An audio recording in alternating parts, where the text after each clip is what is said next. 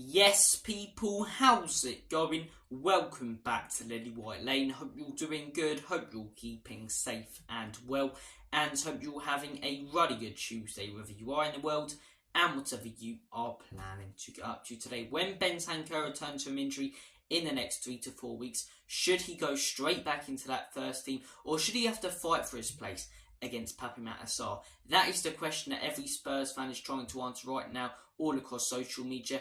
And I'm going to be giving my verdict and my thoughts and opinions on that question in today's video. But before we get into it, make sure, if you haven't already, to smash that subscribe button, hit that like button as hard as you possibly can, give it a Tyson Fury right hook, and tap that notification bell so you'll be notified and let know every single time we do upload a new piece of content on the Lily White Lane YouTube channel. Without further ado, let's answer the question, who should start when both are fully fit, Bentacur or Pape Sarr? And for me, the person who should start when Bentacur first returns from injury is Pape Sarr. I think it would be so unfair and so cruel to take him straight out of the first team. I think it would knock his confidence a little bit to know that he's just a second choice man, and as soon as Bentacur returns, he's straight back onto the bench. And for me, he's earned his place in that Tottenham Hotspur team, and for Bentacur to get back into that first team, which eventually I'm sure he will, because I do believe he's a better player than Pape Sarr, he'll have to come off the bench and perform better than him, or when given his first start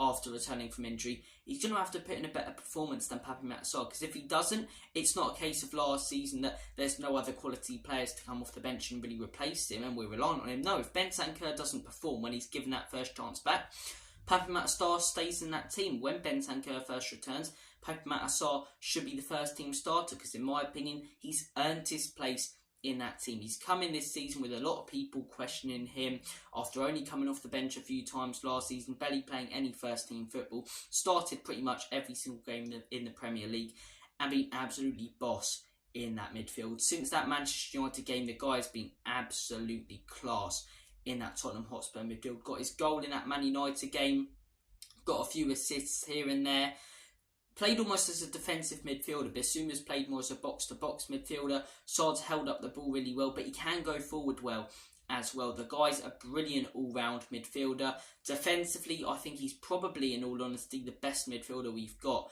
defensively. I really like what I'm seeing from Pape Sarr, and for me, when Bentacur comes back into that team and he returns from injury, he has to fight for his place. It's not a case of, right, Bentacur's back, everyone goes straight back in the team, Pape Sarr drop to the bench. No.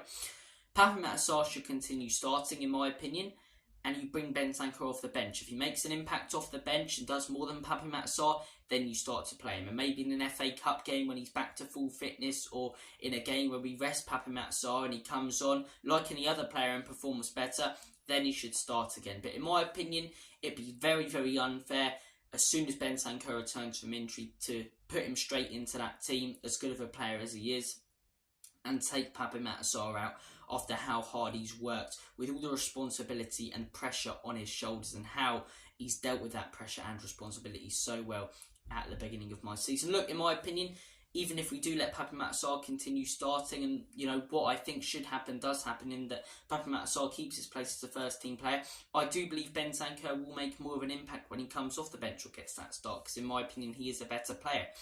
But at least then he's earned his place back into that Tottenham Hotspur team and hasn't just been given it, and that's huge. You have to earn your place in this team, and it goes to show how good of a job Ange Postecoglou is doing, and how we've actually for once got options, quality options in that midfield. Because in previous seasons, you know, let's say Bentacur has a bad game last season, who comes in for him? Ollie Skip? No, Ollie Skip is nowhere near the level of Rodrigo Bentacur. So Bentacur has a bad game, we keep him in the team. Pierre Mohibia has a bad game last season, keep him in the team, because we don't really have any other options. We didn't have many options last season in the midfield or in any position where if a player performs badly, their place in the team is at risk. So there was no pressure on players' places in that team. So, you know, they could perform poorly, but it not matter as much, and they still keep their first team place. Whereas this season, you've got to perform well in that Tottenham Hotspur team, or you're out of there. Pedro Porro has a bad few games. Emerson Royale comes in. Emerson Royale's turned into a better player since he's had that competition at right back. As I'm saying, Pape Sarr has a bad game. Rodrigo Bentacur comes in, and vice versa. Bentacur comes back into the team, has a bad game. Pape Sarr comes in, and same situation with Bissouma, and same situation with Maddison rotating with Giovanni Lo Celso potentially down the line. Up top, Richarlison has a bad game, Alejo Valise comes in. Do you know what I mean? We've got options now for once, and look, we could do with more options in my opinion. I made a video last week saying we won't win the league or contend for the league because in my opinion there's not enough quality in our depth, and to get to, you know, contending or winning the league you need more quality in your depth. But we do have more quality when it comes to our depth in that team than we have done in previous seasons. We've got to keep, you know, getting greater quality in our depth, getting greater substitutions, creating that competition in the team, because the more competition you have in a team, the greater the players perform, because their position is under threat. That's why Manchester City win the league every single season, because they rotate so often and players want to give their absolute all when they're given a chance, you know. When Phil Foden's given a chance in that team, he wants to give his absolute everything, because if he doesn't, and he doesn't put in a good performance, he's out of there and Kevin De Bruyne is in. Or last season, Bernardo Silva goes into that attacking midfield role. If Gundogan has a bad performance last season, see you later, Calvin Phillips comes in. Do you know what I mean? Grealish has a bad performance. Riyad Mahrez has a bad performance. They're replaced in that Manchester City team. It's one of the big reasons why Manchester City have been such a good team and have consistently won the league and consistently won trophies the last few seasons, because they've got competition for the places in that team. So every player, when they're given a chance, gives it 110%. And we're starting to see that competition at Tottenham Hotspur. And it's just another thing that you're starting to see at Spurs. You're starting to see the philosophy at Tottenham Hotspur. We're starting to see the good football. We're starting to see the anti-revolution. And we're starting to see, for once, the strength in depth grow and competition actually happen for the places in that team. Because as I say, previous seasons, let's look at the defence even. Eric Dyer gets injured. Who comes in? Davinson Sanchez? Or not necessarily injured. Eric Dyer, you know, let's say has a bad game. Who comes in? Davinson Sanchez. No, he's not as good a player, so Eric Dyer consistently starts. Eric Dyer consistently started last season because there was no quality in the depth that we had looking at our centre-backs. Now you look at other positions in the Spurs team this season, as I say, players have a poor performance.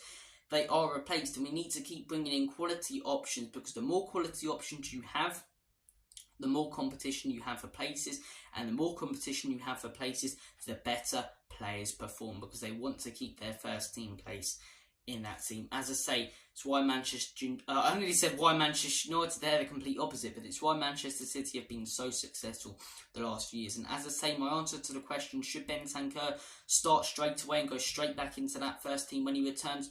No, he shouldn't. Do I believe he will eventually? Yes, because I believe when he's given a chance, he will take it, because he's a quality player. And I believe that midfield three of Bentancur, Bissouma and James Maddison is one of the best in the league. But I also believe that midfield three of Bissouma, Pape, Sarr and Maddison is one of the best three in the league. I also believe that Pape, Sarr, Rodrigo, Bentancur and Maddison are one of the best midfield threes in the league. Our midfield finally has depth, it finally has quality, and finally has competition for the places in it. But my answer to the question, should Bentancur go straight back into that first team, is no. Pape Sarr's earned his place, Bentancur has to earn his place back. Thank you for watching this video, guys. Comment your thoughts down below. Take care of yourselves. All the best. Have a smashing rest of your day. It's hard to produce content during the international break. I've got a sore throat at the minute, by the way, as well, so this video hasn't been easy to record. But, you know, I like doing videos like this, like the Ange and Poch one that I did yesterday, and the one I did a couple of days ago with Maddison and Odegaard. You know, different content instead of just transfer news and match reactions, which I enjoy doing. Can't speak today, but I also like doing content like this. So if you guys want me to keep producing content like this, smash that like button. Comment down below your thoughts on any content you want me to make. I'll be happy to do it, as I say. Thank you for watching this video. Take care. And as always, come on you Spurs. Enoch and Levy out. In Big Ange, we trust.